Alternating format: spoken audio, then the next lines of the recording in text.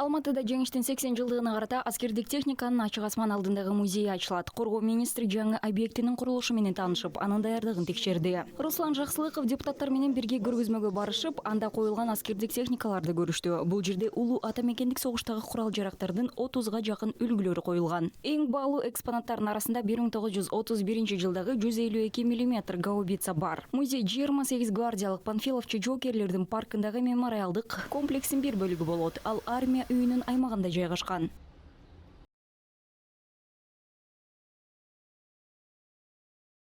Мы готовимся к этому празднику по-особому. Бул майрамга атайын даярданып жатабыз. Ачык асман алдындагы жаңы музейге аскердик техникаларды жайгаштырууга жетиштик. Жеңиштин 80 жылдыгына карата жасап жаткан экспозициябыз көпчүлүктүн кызыгуусун жаратат деп ишенебиз.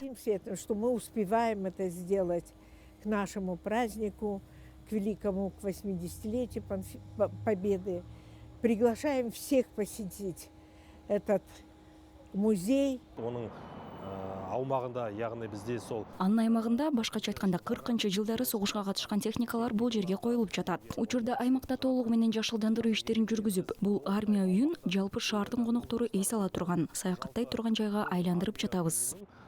Каланын, жалпы кала конактарынын келип, ошол жерде тыныгып, саякаттоо орунуна айналдырып отурмуз.